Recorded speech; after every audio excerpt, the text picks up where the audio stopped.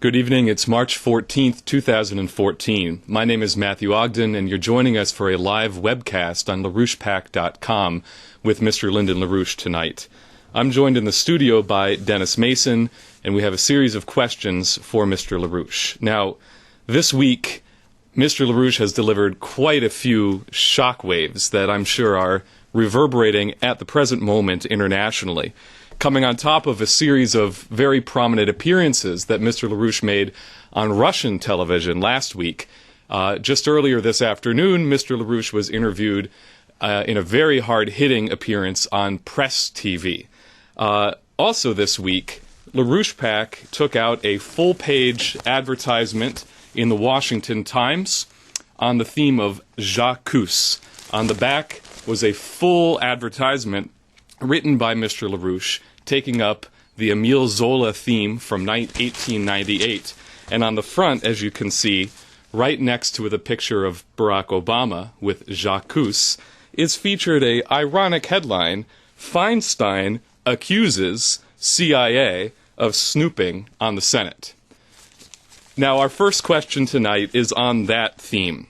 And this question comes in from a Washington, D.C.-based source, an institutional figure, who asks the following. Mr. LaRouche, as you know, this week Senator Dianne Feinstein accused the executive branch of constitutional violations in spying on the activities of the Senate Select Committee on Intelligence, which she chairs. These strong public rebukes of the Obama administration by a leading Democratic senator come at a time when the president continues to flaunt his unitary executive power grab, with Obama ruling increasingly by executive orders that usurp the power of Congress under our Constitution. The constitutional balance of power has been overturned by this presidency. What is to be done? Well, some things I won't say, not because they're secret, but it's discretionary. Because we're at a point where a committee of the Senate, leading members of the Senate, have acted to rebuke the President of the United States, in fact, for crimes he has committed, which that President has committed, and implicitly the way to understand this, why this change of heart on these leading members of the Senate. Why did they go after Obama on an issue which they could have gone after him 3 years ago, easily? Because Obama is on the edge of launching some nuclear war. And his policies, his efforts in terms of the fraud that he committed, in what he did in claiming that a Nazi organization was the new president of Ukraine, a unknown Nazi presidency, with 3 members of the so-called cabinet of this Nazi surrogate, who are all directly tied to crimes, Nazi crimes. Whereas the real president of Ukraine is in suspension while what the disposition is going to be. So the only actual president of Ukraine is one sitting in suspension, waiting a due process of some sort to decide what's going to be done. Whereas a liar, who is a liar because he knows what he did, the President of the United States lied with the help of a Dick Cheney accomplice in getting a committee in the Congress to lie. And that was the basis on which they say that Obama had secured a new presidency of a bunch of Nazis, a Nazi factor, a known Nazi factor, known to Ukrainians as being a Nazi factor, known to Poles as being and so forth. So the President of the United States is a liar. He's a liar on an issue which he brings to the point of warfare. Not local warfare. there could be no war in terms of Russia. It will not be involved in a war over Ukraine. If a war comes, Russia will not give in on the ultimatum. So the President of the United States, shouldn't be a President of the United States, and in fact who's violated, he should be thrown out of office for crimes. It's the most impeachable president probably ever. So we've come to the point that this president has to be impeached. Because if he continues his course through Monday, we're on the edge of thermonuclear war. Globally.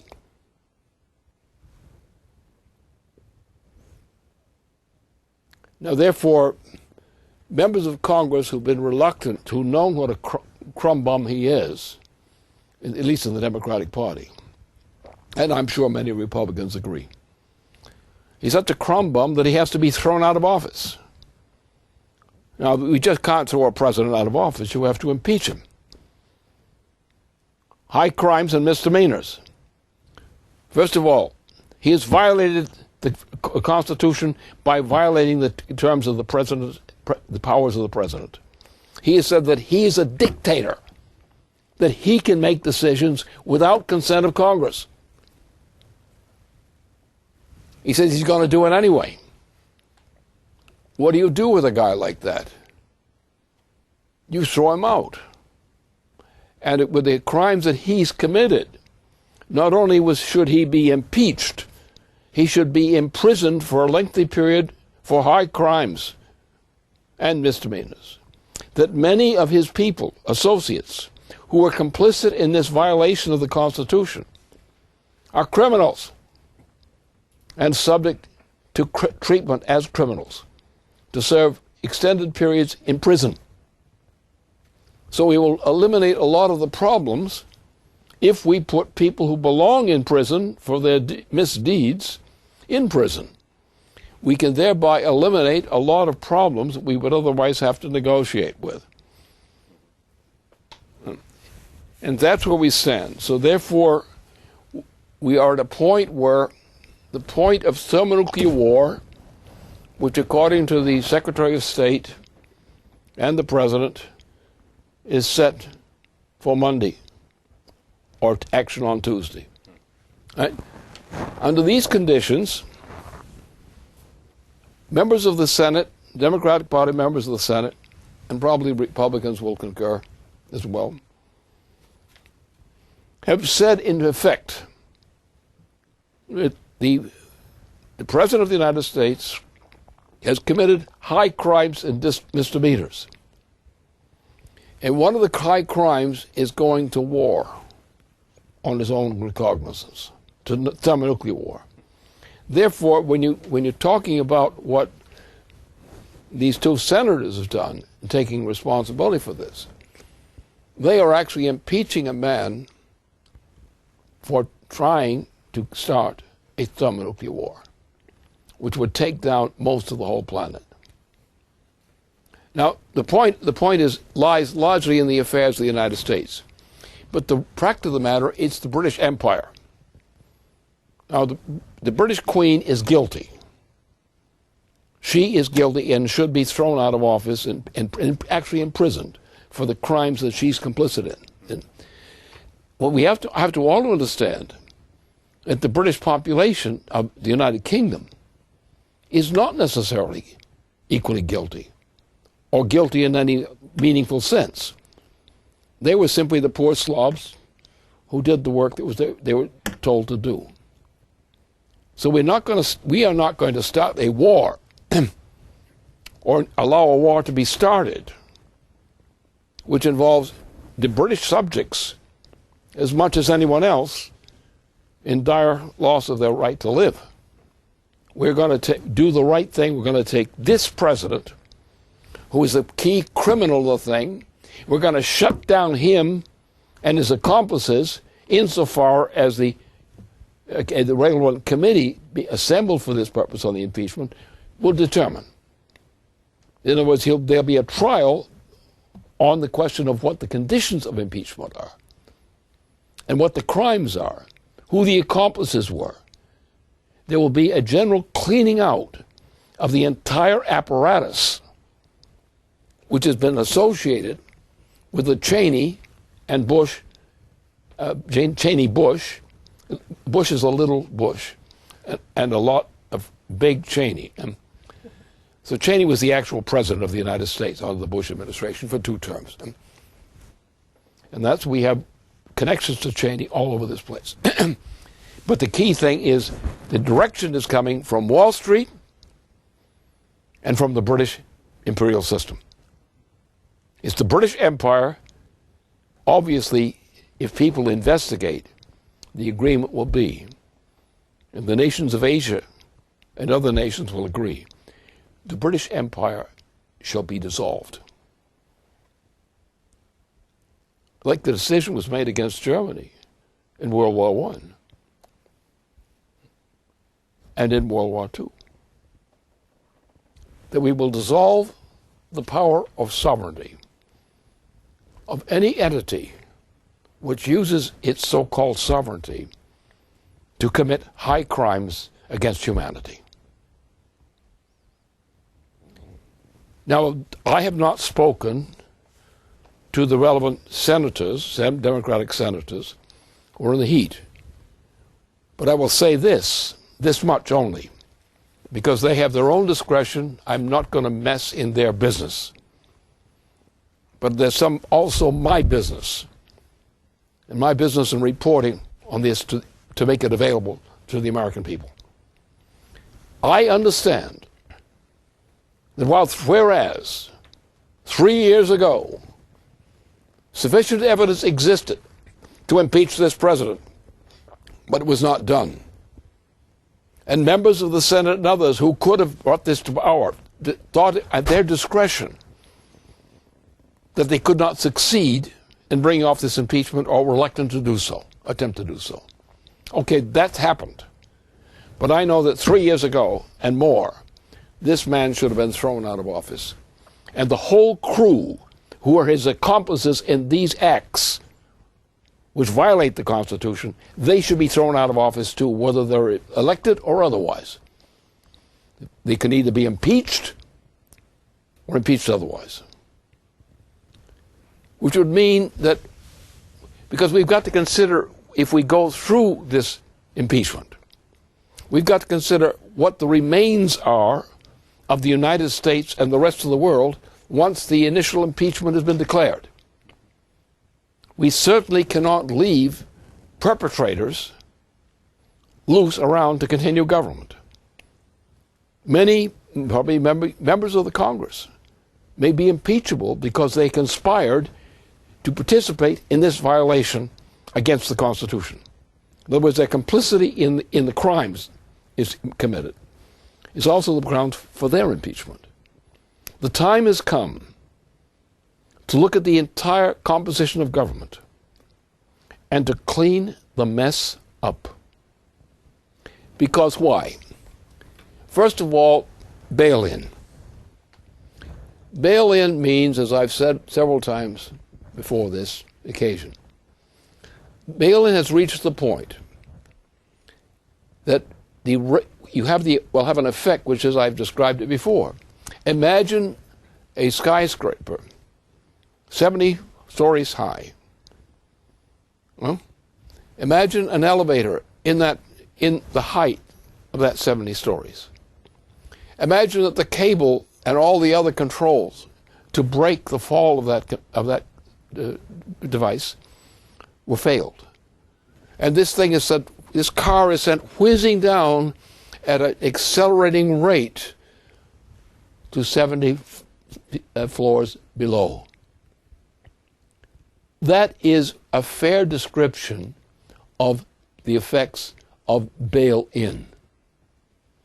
The United States, under Wall Street and Obama, has entered into the phase of bail-in, where worse than worthless money has dominated the United States and other nations particularly the Anglo-Dutch, etc.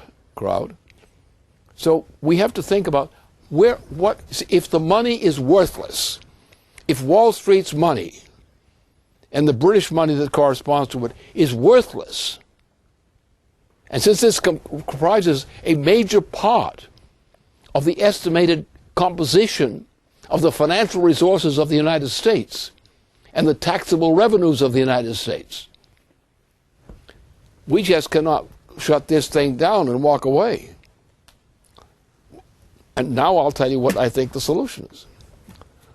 It's a correct understanding of the third term of Alexander Hamilton's design for the U.S. financial system.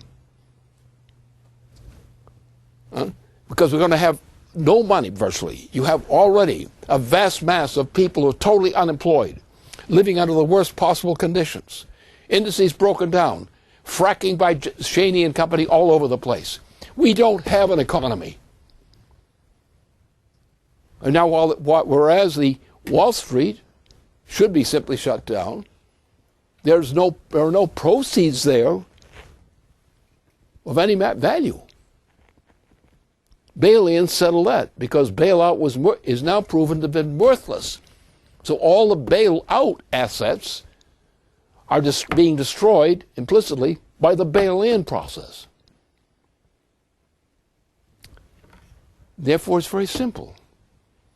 We have, under the prescription of Alexander Hamilton, under the precedent set in policy by Benjamin Franklin earlier, who was a leader of this whole organization of the United States, under Presidents Monroe, under President John Quincy Adams, the same effort was made which is that the power of banking under the United States Constitution, the power of banking, of national banking, belongs under the command of the Department of Treasury.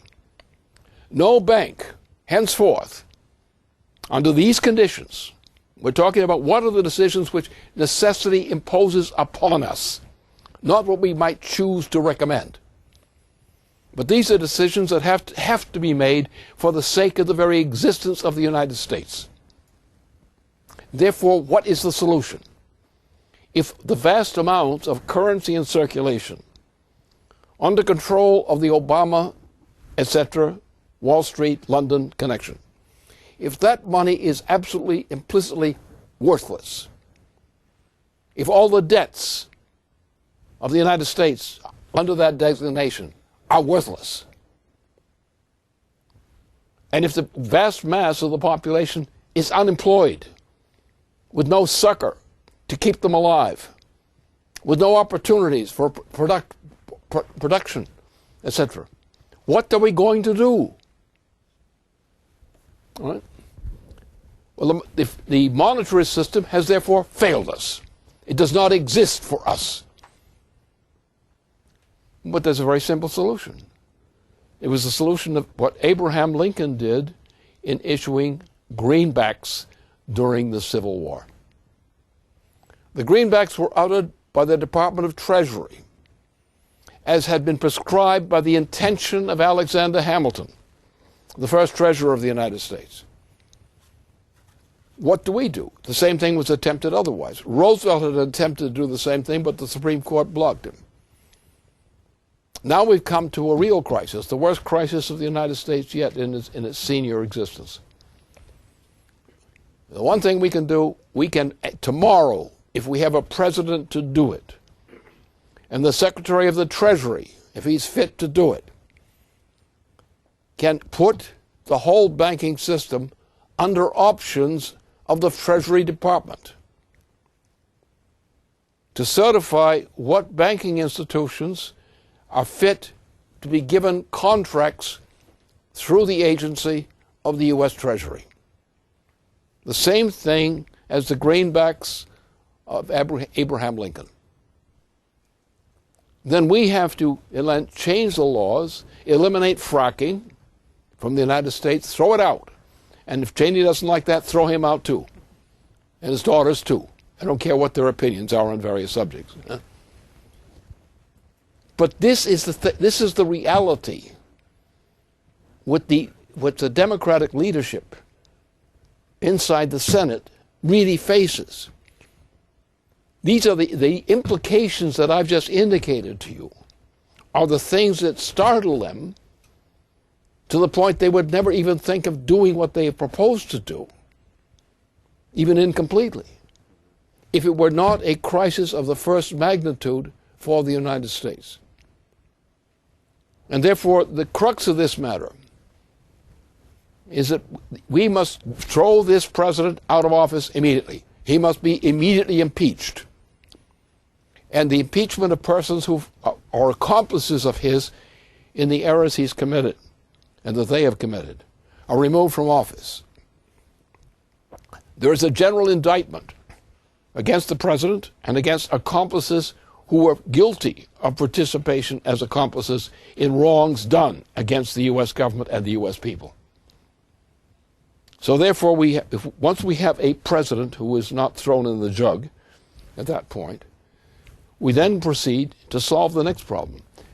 Since our economy is worthless at this moment, or at the pivot of this moment, then we have to take a measure like a Franklin Roosevelt measure,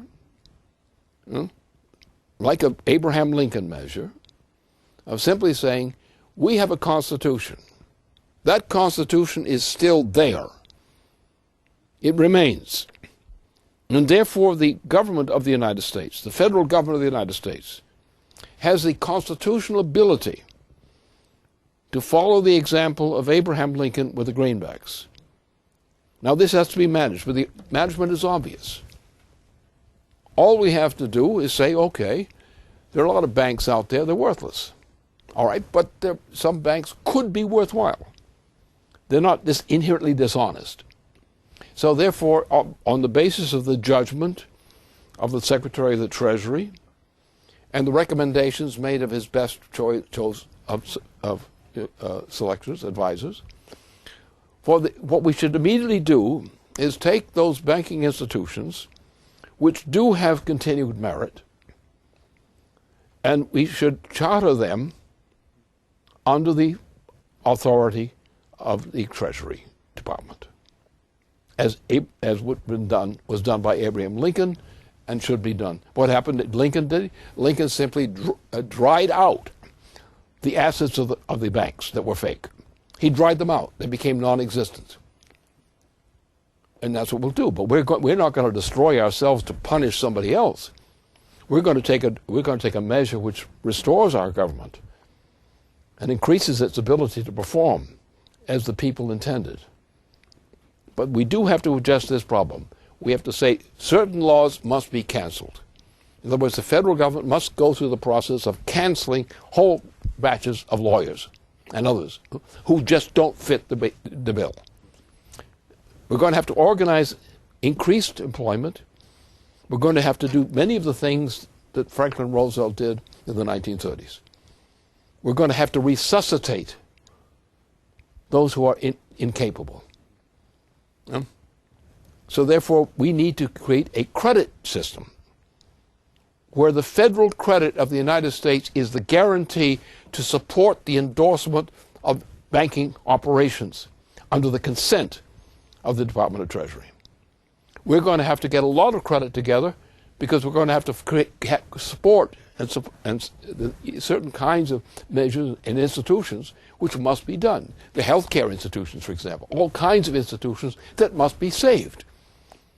So we must, as on a dime, go to the history books of the United States in these matters and takes the precedents from those because that's the best way to do it. Proven precedents from the past are the best choice of action. We must learn the lessons from what Franklin Roosevelt did in the Great Depression. But we must, most of all, we must restore the confidence of the people of the United States in their own government. And that means that they will know that we care for them. We're not going to do what Obama has done to them and what other people have done to them. We are responsible to do good, not to get revenge, but to do good. And I'm sure that if we can start the ball rolling in that direction, you will find many people who have not heretofore been the very best people, shall we say, but who, given the opportunity to be that, will prefer, just as these two members of the Senate who've taken leadership in conducting an investigation against the criminality of the President of the United States. And we will do this under the understanding that we make this choice because if we didn't make that choice, we might have an extermination of the United States population and that of the nations generally of the world. Therefore, the decision is put on our shoulders of each of us to support that action, but to understand the responsibilities which we assume in inciting, shall we say, viable members of government in taking the necessary measures. And I say that in this case, the genius of Alexander Hamilton, as emphasized by John Quincy Adams in his own practice in particular, the man who sort of under Monroe's patronage initially became Treasurer of the United States, again in the procedure, and who became the President of the United States, John Quincy Adams. The one man who created not only 48 states within the territory of North America, but who created those states in the form of an integrated form, without separatism among them. And that's what the British destroyed with Andrew Jackson. So that we have a sacred responsibility in anything, for example, that I say here, or others say in a similar way. We take ourselves as responsible not only for saying that this change must be made, but we make ourselves responsible to be devoted to making it work.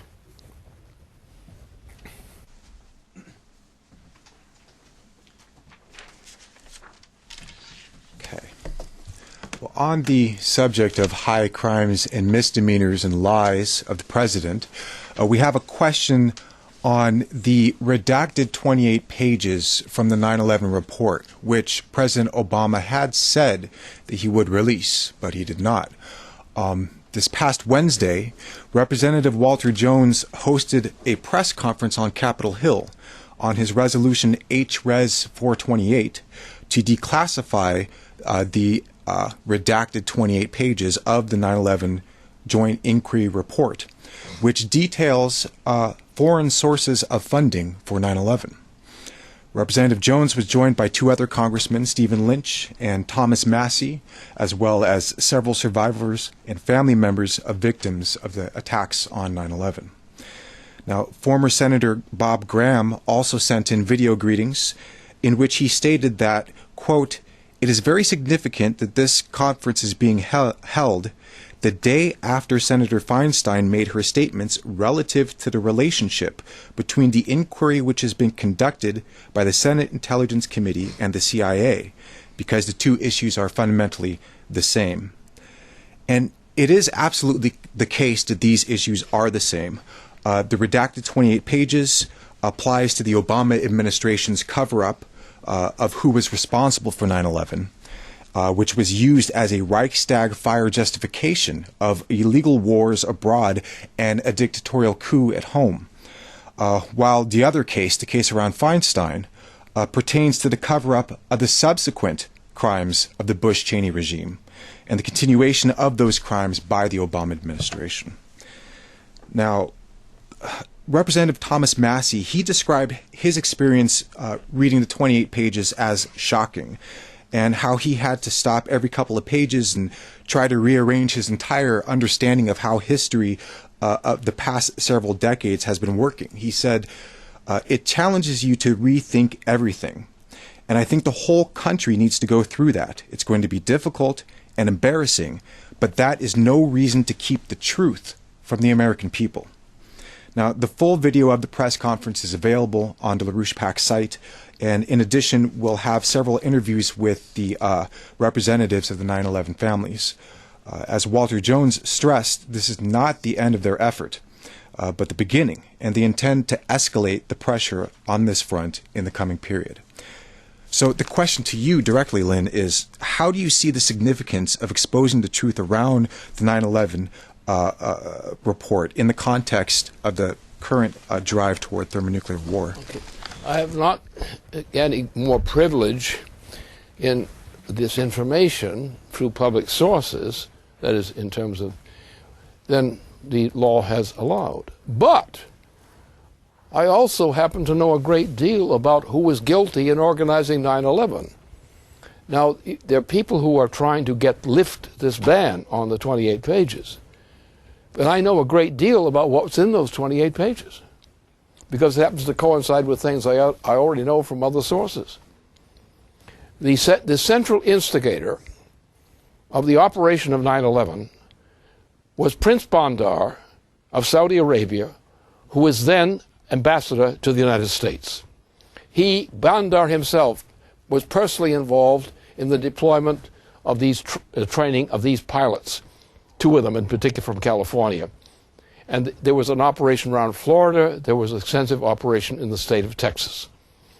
So all the essential information which leads in the direction of an examination of the truth of what I've just said. And there's more to it. How was this done? How was the money raised? You know, one of the questions in the whole thing. How was the money raised to fund the 9/11 operation? Well, we know there were three agencies. One agency was Saudi Arabia. But the key agent in Saudi Arabia was a British-trained pilot, Prince Bandar. Huh? The way it worked, you had also the production of the weapon systems used to support this involved a British company, a British Saudi company, which provided much of the equipment that supplied from those sources. The biggest thing was the funding to hidden oil proceedings by the British and Saudi relationships. That is the essence of the thing. So the question of what happened at 9/11 has been known to others of us without even getting any of these statements from the Congress. We've known that. Prince Bandar was the key operative who was operating, and say the two pilots that he intervened with in California, two of them who were in the actual operation. No question about it. Bandar was guilty. The Saudi ambassador to the United States was a key instrument in this whole thing. You don't need the 9/11 report. It's already known there. It was known internationally. The oil operations, the Saudi-British oil operations, in that vicinity were the main funding source. Most of the weapons operations are done internationally by international terrorists and so forth, and so forth. There's no mystery about it. The mystery is this. Why did Dick Cheney's administration cover it up? Why did Dick Cheney's administration, because Bush was a complete fool. Cheney was the acting president of the United States for 2 terms. And most of the crimes that were committed, including fracking in the United States, were committed by Dick Cheney. Obama is nothing but a British slug. He's a British asset. He is not a thinking man. He's not an intelligent man. He's an errand boy. He's a British errand boy. So who's guilty in this thing? Well, the Saudi kingdom. How much the Saudi kingdom is guilty? Well, most of the Saudi officials knew about this. They knew about the oil funding process. Bandar, who's still alive, is available to be indicted by an international indictment and held as a prisoner under current international law. So why does not the United States government move out and call in Prince Bandar for his participation in this crime? What about the resources, the oil resources? What about the British funding firm, which did most of the weapons development for the Saudis? This is all known. What then is the 9/11 report thing? What's so damn secret about it?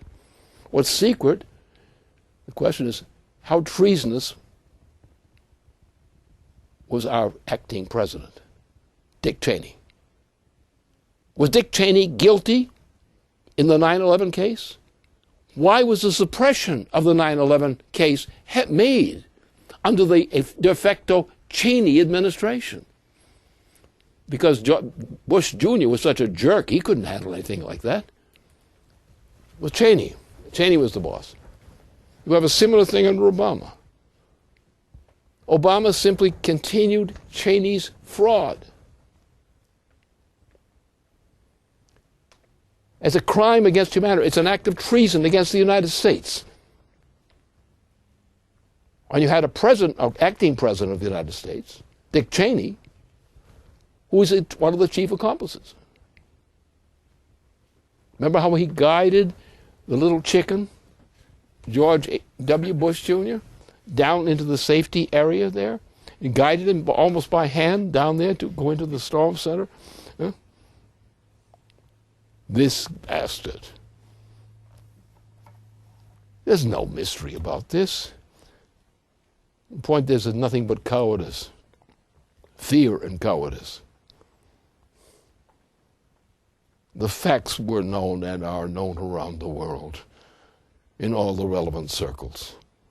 Much of the evidence was already in place and under observation by some of our people, even before the incidents occurred. We didn't know what it was about. Actually, from January 2nd of that year, I was already aware of a terrorist operation of some major kind being prompted in the United States. I conducted efforts of investigation. I tracked this thing to the Northern Virginia area where some of this stuff was being set up. I got as far as the Pentagon as a target, because that was one of the target areas of this bunch of terrorists operating out under Northern Virginia. I got blocked there. I couldn't find out where the thing is coming from. Later I found out what Bandar had been doing. Once you got the Bandar connection in, and when you look at the pilots, the pilots which were deployed by Bandar, that is, he was in San Francisco area, the California area, and he was personally under the support of Bandar. And these pilots were in training, and they were pilots who were on the planes that did the stuff in New York City and so forth, in Boston. And the whole thing was a hijack. They hijacked these planes. And they went into those skyscraper deliberately. And the attack on Washington, the Pentagon, was the same thing. This is known. A crime was against the United States. How could this crime be concealed? Only if the highest ranking circles of the United States associated with the Bush family. Not necessarily directly complicit with the Bush family, but associated with them. That's the truth. And I would hope that my saying what I know, which they've had damn trouble defeating, because it's true. So this is the reason for really throwing these guys out of office right now. And then we'll have the trial later.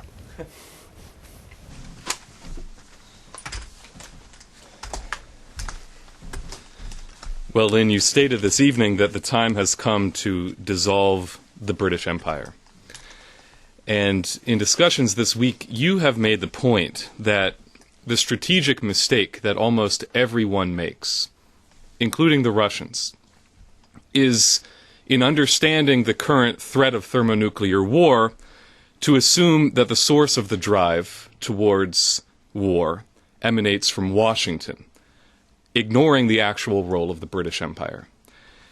However, the Queen and other members of the royal family have made repeated public statements on the record explicitly advocating the drastic reduction of the world population by 80%, if not more, effectively calling for the murder of billions of people. And this is no idle threat. The history of the British Empire is a long history of genocide.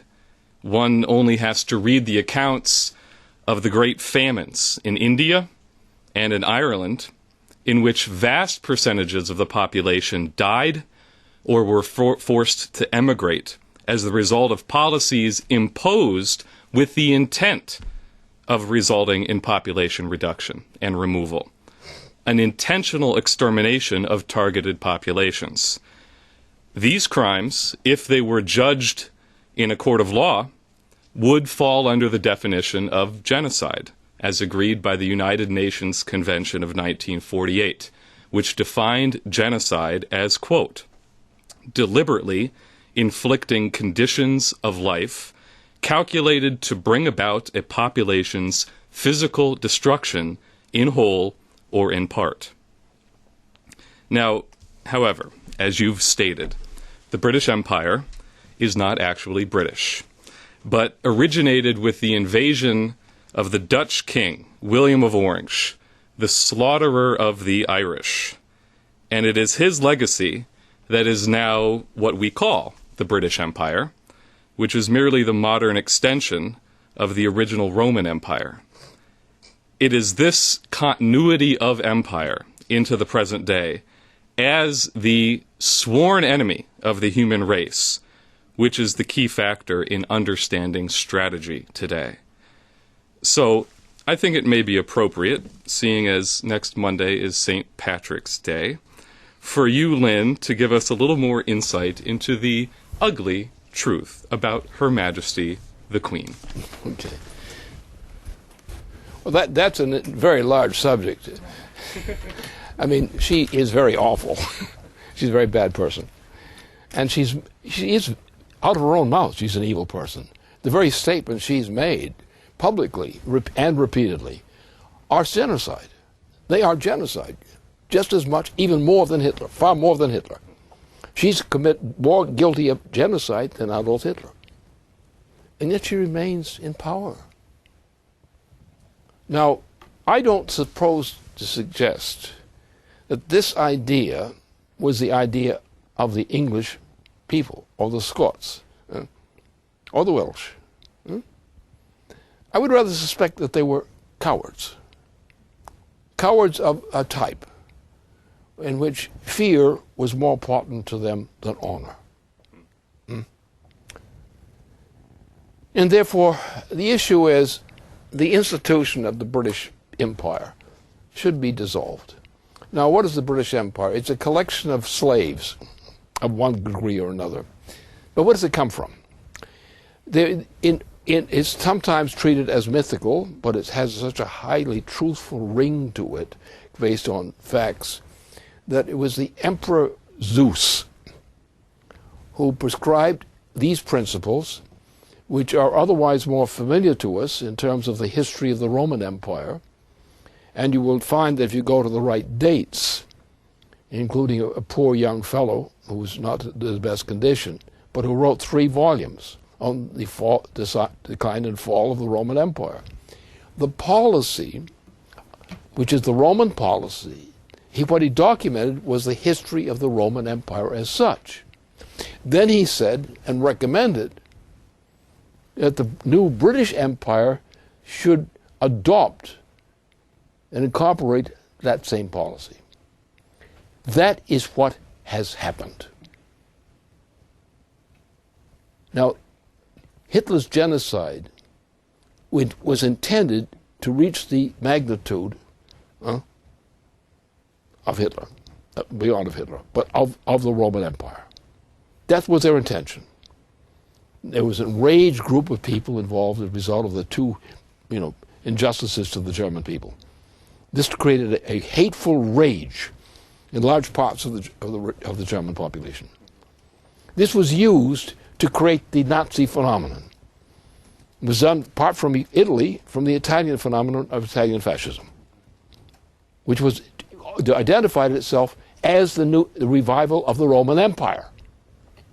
So there's never been any doubt that the Roman Empire and the British Empire are the same thing. They have the same character, the same intentions, the same characteristics. Now, then you have to go back and think about something else, a deeper background. What about the people? What was wrong with the people under Zeus to submit to Zeus, to worship him, to support him? Isn't it much like Hitler's, or Nero's, or Obama's? There's no real difference. But what's the other side of this? What about the people? Why do the people put up with this nonsense? We'll go back to Zeus. In Zeus, in the famous drama, the details are all there. The people were told to be cowards. They were told to submit. It was dangerous to oppose. They should join the mob. The same thing happened with the typical case of the mobs in Rome under Nero. What would happen? Nero was up there singing his sick songs at great length, holding even leading figures of the Roman Empire to have to listen to this crap, which they hated, but they feared, because he would kill. He even killed, sodomized his mother and killed her, then killed her. That was Nero. And the Roman Empire was of that character. And the British Empire is of this exact same character. What you do is you reduce the population to cringing cowards with no self-honor, with no honor sense, no defense of honor. And the difference is us. The difference is like the American difference. This is what Cusa recognized in pressing people to go across the oceans in order to get out of this Roman imperial tradition, this Zeusian tradition, and to find across the ocean's waters a place to build up a civilization which did not have the Zeusian principle. This was our United States.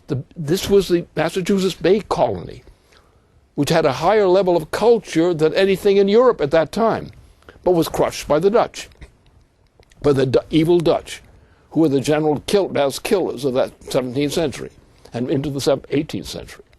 It was the Dutch killers who created the British Empire, not the people of England, not the people of Wales, not the people of Ireland, not the people of Scotland.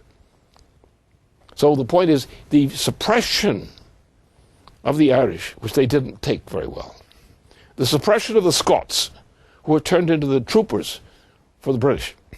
They were better fighters than the British, so they were liberally used in all kinds of. Well, my great uncle was a sea captain in the system, one of the greatest sea captains of that period in the system. But that's how the system worked. But the British controlled, the British Empire controlled. Same thing with things that happen in every other part of the British Isles. So what you're talking about is a Zeusian phenomenon, the submission of people who are not in and of themselves inclined to be slaves, to become slaves at the price of non-survival if they didn't. This happened throughout Europe repeatedly. You had the great culture of Charlemagne. If you study the culture of Charlemagne, it was almost like modern technology, modern science. They created the greatest system of water management on the continent of Eurasia, particularly this part of Europe. They founded a whole system which was still the canal system, finally completed in my lifetime. I was there. I'm not that old, but I was there. Right? And so the point is, the problem and the idea was, in the United States, what Cusa represented, what Columbus's voyages meant, what the purpose was to move people from Europe across the Atlantic Ocean into lands beyond the immediate reach of European power, and to develop there a people who would grow and develop and be free of the European tradition, and would thus rise to become a force throughout the world to resist the Zeus principle of the Roman Empire and the British Empire. Our fight against the British Empire defines the United States to this day. And it's only cowards who don't hate the British Empire. But we also know that the British people are largely slaves. Slaves in the Zeusian tradition. They submit to authority. They fight to submit to authority. They do what they're told to do. They do their duty to the Queen. So therefore, that's what our problem is. The problem is that we have evil, pure evil. And the manifestation is the British Empire, which gobbles up most of the world, as the Queen in the Copenhagen period of our activity enumerated.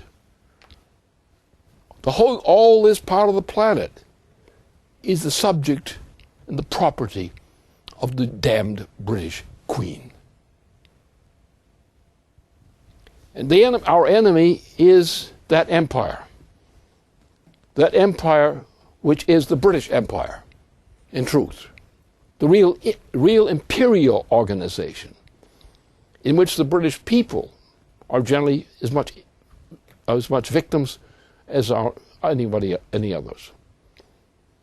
I mean, you had British soldiers going to kill Indians en masse in India over a long period of time. They were doing their duty to the king, to the queen.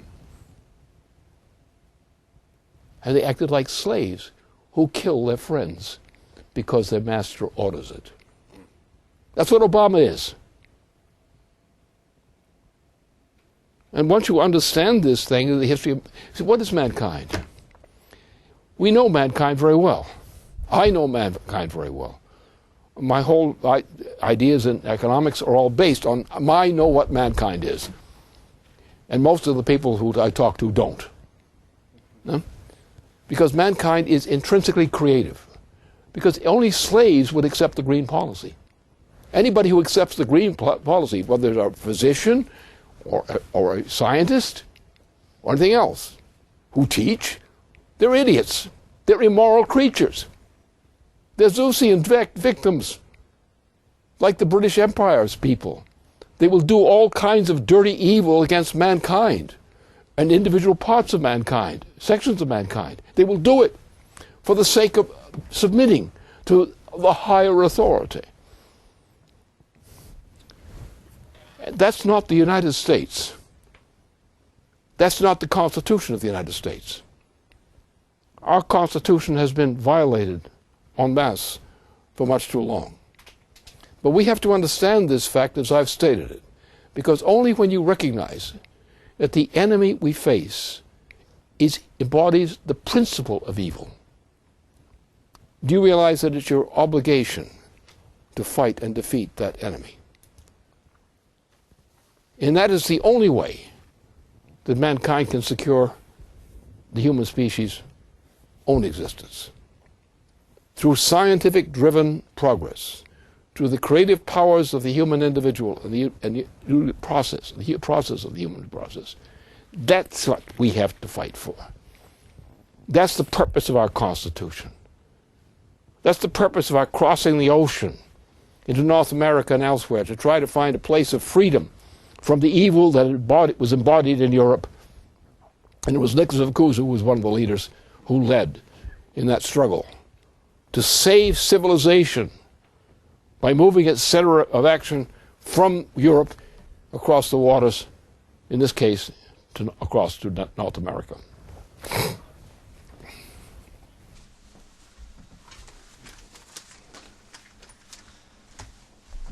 Okay, let me ask one final question.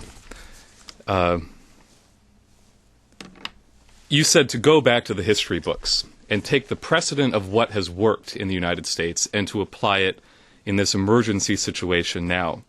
And you've also been stressing that the driver for this war situation is the breakdown of the transatlantic system, the bail-in. Now, you described earlier the Lincoln greenback policy, and you cited the fact that not only was this an application of the four principles of Hamilton, the essay on manufactures, the essay on public credit, on national banking, and, importantly, the 1791 argument for the constitutionality of the national bank. But Lincoln's policy also was an application of the Massachusetts Bay Colony pine tree shilling system, which was continued by Benjamin Franklin through the use of colonial scrip in the different colonies before the war. Now, during the Civil War, in the beginning of the Civil War, at the same time you had the secession of the southern states, Wall Street also had declared war against Lincoln and were threatening to bankrupt the United States through withholding specie payments to the government and charging exorbitant usurious interest rates to any loan that the government might seek. So what Lincoln did was just to bypass Wall Street altogether, issue $450 million worth of greenbacks, which increased the available credit of the United States by 300%. And this was purely on the authority of the U.S. Treasury. And by doing so, Lincoln not only funded the war, but vastly increased the productivity of the United States, both the land and the productive power of the labor force. Now, Lincoln delivered a very famous speech on December 3rd, 1961 to Congress, where he demonstrated that it's not money that contains value, but rather it's the productive powers and the creativity of your labor force. And he also made the point that this was a war, yes, against slavery in its manifestation in the southern states, but not only. It was a war against the principle of slavery as such. And he said, and I'm just going to read his conclusion, Abraham Lincoln, labor is prior to and independent of capital. Capital is only the fruit of labor and could never have existed if labor had not first existed. Labor is the superior of capital and deserves much the higher consideration. This is the just and generous and prosperous system which opens the way to all, gives hope to all, and consequent energy and progress and improvement of the condition to all. So let them, the free laborers, beware of surrendering a political power which they already possess, and which, if surrendered, will surely be used to close the door of advancement against such as they, to fix new disabilities and burdens upon them till all liberty shall be lost. The struggle of today is not altogether for today. It is for a vast future also. With a reliance on Providence and all the more firm and earnest, let us proceed in the great task which events have devolved upon us. So, Lynn, I know you already said quite a bit, but I would like you to elaborate a little bit more on the role of the United States in exterminating the principle of slavery once and for all. Well, you would have to change the school systems considerably, as well as much of the stuff that's done in the newspapers. Because people believe that capital is they do believe that the capital is the source of wealth. They go out and try to get a job. They say, well, who's going to employ me? I have to bow down to the guy who's going to employ me, otherwise I won't get any money. Well, that was not the case under the time of Hamilton, because mostly it was largely small, relatively small industries, but there were also aggregates of small industries, which means by which we fought the Revolutionary War. But this was already there in Franklin. The Franklin's use of paper money, the same thing, the scrip. Because the question was, there is no permanent value to capital as such. Capital is only an effect. It is not a cause. So, and the principle was that the increase of the productive powers of labor to the aid of education, public education, as in the case of the Massachusetts Bay Colony. The Harvard University was founded by the Massachusetts Bay Colony. And this was a promotion of the productive powers of labor. Like in Saugus, Massachusetts, you had the first ironworks in North America, and it was better than most of the things you could get in Europe, and was made here. So the productive powers of labor is you educate your labor force, you inspire them to do greater things, to solve problems, and actually to be innovative and creative. And the idea was that if each time you move around from year to year, you're able to do something better than the year before, then if that's the basis of trade, then there's a constant phrase of actual net physical growth and productivity in the population. That is the principle of Hamilton. That was the principle already of Franklin. That was the principle of the founding of Harvard University before it became what it is today, when it was originally a font of productivity. It created geniuses out of the ignorant. And therefore we have to say, if you don't have a policy that takes your ignorant children, and ignorant at every level of age, and makes them better, makes them more creative, it's only the human mind that generates creativity. There's no product, there's no scheme, there's no blueprint which makes creativity, except as the blueprint embodies the creativity produced by another person. So creativity is a personal factor. For example, take in the large, in society as a whole, with the development of the great division of labor, which we achieved, for example, in the course of actually out of Lincoln's period. It was when mass production really began to flourish. From that point on, Edison is typical of that. These others were all typical of that, up through the beginning of the century. So what we had is a concept of industry, not really capitalism. The idea was that you always were doing better in terms of your productivity. You were being more useful. And therefore you would always, the idea of profit was the increase of productivity. Not, in other words, it was not, capital did not produce wealth. Rather, productivity produced capital. That was the principle, the American principle. It should be still today. One of the worst things that happens is that our education system is destroying the minds of our children and adolescents and young adults. Their minds are being destroyed by the green policy. They don't believe in productivity. They don't believe in increasing things. They believe in making things more expensive. In other words, you have to use a method now which is more costly, therefore less productive. And that's the Queen's policy for making people stupid and very, very poor. This is a system of slavery. This was the system of black slavery. Don't let the slaves, for example, in one period where slavery was already underway, in the earlier part of the last century, of the previous 12th century, sometimes I forget my own age. But the point, you find the great bricklayers, and you will find whole sections of the United States, territory states, where you would find black bricklayers, artisans of all kinds. And what happened is the Confederacy grew and grew, or potential grew and more. They cut it out. They wanted the most menial kinds of slavery impossible. A truly Zeus society. A society made of pure evil. And that's the problem we have today.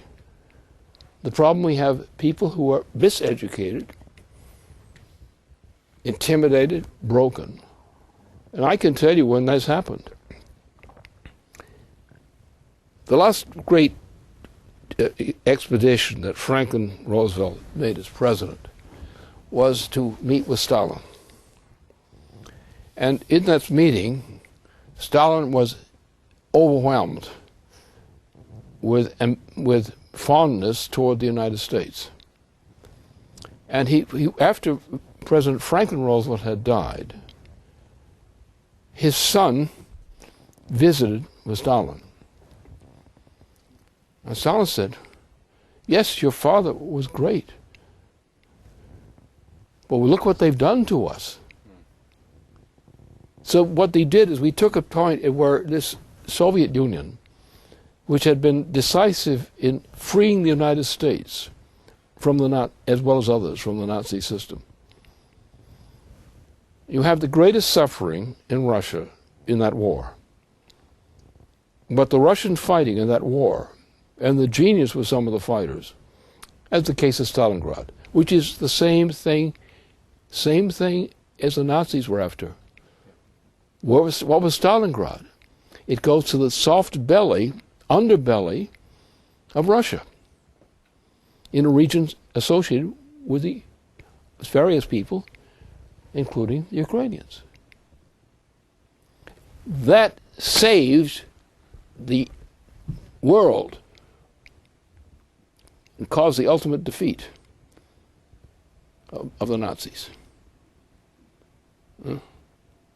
So at this point, Russia has gone through this, the Soviet Union had gone through this, and now they wanted peace and so forth. I saw many of the industries which are still left over from the Soviet Union period in Russia.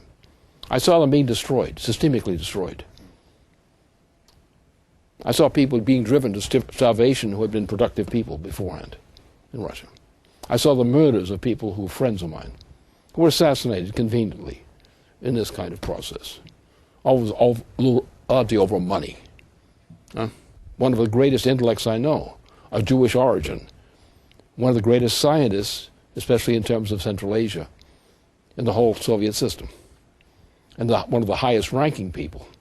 Because I was in touch with this process indirectly but efficiently during a period where the chief in Russia, Soviet Union at that time, was mentally incapacitated. So for fear of the instability that might be created if it were known that he were incapacitated, there was a secret room in the Kremlin. And people would go into that and they would stamp things, make agreements, and come out. By this way, they created a synthetic head of state, of Russian state, up to a certain point. During this period, I was in touch with people who I was involved with, leading Russian figures of the Soviet system. And I, together with the Reagan administration and veterans of the OSS, seasoned veterans of the OSS, we organized the SDI. Now, the purpose of the SDI was not to have an attack on the Soviet Union. It was to find an alternative to nuclear confrontation and to resume the relationship among nations, as in this case, which had been the intention of Franklin Delano Roosevelt. So therefore, the section of the intelligence services of the United States, I was not yet in on the inside at that time, but at a later point I did get on the inside. And I was a real conspirator. And this conspiracy was done with many people, but it came to a head in the election of Ronald Reagan. And so the people who were veterans of the OSS were the leading intelligence advisors of Ronald Reagan. And I was in the rank among those advisors. And it was in my capacity as an advisor to the Reagan administration that I defined the SDI as a policy, negotiated with French, German, Italian, and other military officials and others, including the French Gaullists, and organized for this agreement. I personally negotiated directly with the Revolutionary Soviet diplomats to organize the SDI. Then we had a new chief of the Soviet system came into power, who was an evil British controlled bastard, and they cut it off. Now I've got a fellow, Gromyko, who I know, who lied about me violently during a later course of times. He lied outright, publicly. And so that's the way things happen. But I've been playing these kinds of roles for a very long time, often on a much more modest basis, but I've been an inventive creature. I've been an expert in forecasting, in management consulting, and things of that sort. And so that's what I do. And that's the skill I have, which I'm applying here.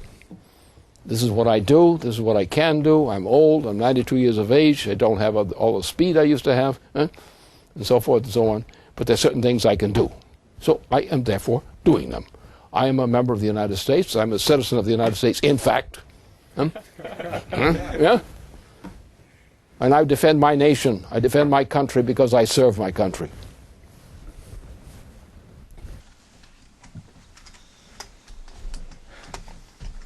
Thank you very much, Lynn. I'm going to bring a conclusion to our webcast tonight. Thank Dennis for joining us, and I thank all of you for tuning in. Stay tuned to LaRouchePack.com, and good night.